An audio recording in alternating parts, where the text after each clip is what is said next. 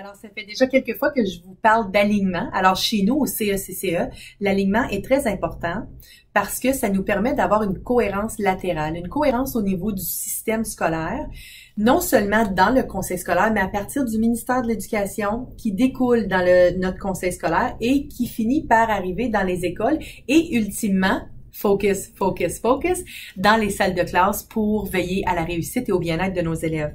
Alors, cette idée de cohérence-là est super importante pour nous. C'est important d'être cohérent et d'être aligné avec le ministère, les besoins du ministère, les besoins du conseil scolaire qui découlent dans les besoins des écoles aussi, pour s'assurer que l'appui que nous donnons aux écoles pour l'amélioration des élèves et leur réussite, c'est important que le conseil scolaire soit vraiment aligné avec ces besoins-là afin que nous offrons les meilleurs appuis possibles.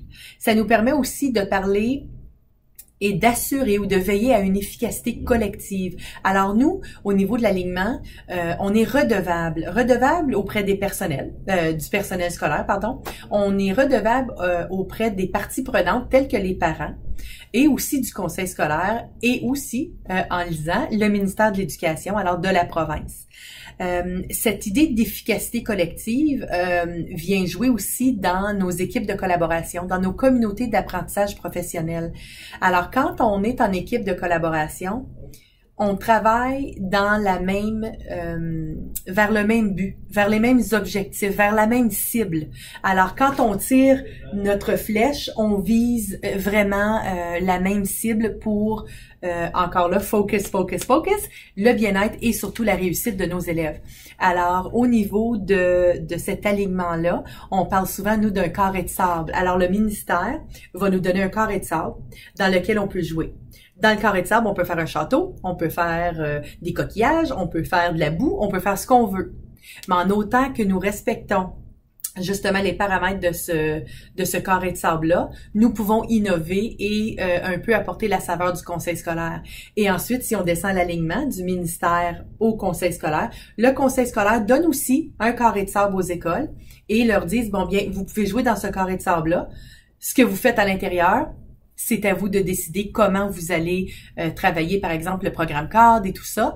Mais à tout le moins, on a un carré de sable. Si je peux vous donner un exemple, par exemple, c'est le bulletin scolaire. Alors, le bulletin scolaire de la première année à la 8e année, par exemple, c'est le même bulletin scolaire en province. Alors, le ministère nous fournit un gabarit de bulletins et c'est le même au niveau de toutes les écoles, de tous les conseils scolaires de la province de l'Ontario, de la première à la 8e année.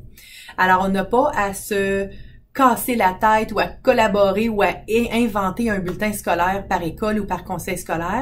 Le ministère délimite un carré de sable et dit voici le bulletin. Maintenant, à vous de remplir ce bulletin-là, comment vous voulez faire vos commentaires, etc., etc. Mais en lien avec ça, on a aussi une politique ministérielle au niveau de l'évaluation qui parle justement des bulletins, mais à tout le moins, je pense que vous comprenez que dans l'alignement systémique à partir du ministère au conseil, aux écoles, aux salles de classe, c'est l'alignement. On a des paramètres dans lesquels on peut jouer, mais à l'intérieur de ça, à nous de mettre notre propre saveur. Alors, c'est vraiment ça l'idée de l'alignement. Et pour nous, ça nous sauve beaucoup de travail, beaucoup de casse-tête, et ça nous permet de travailler efficacement, collectivement, dans le même but.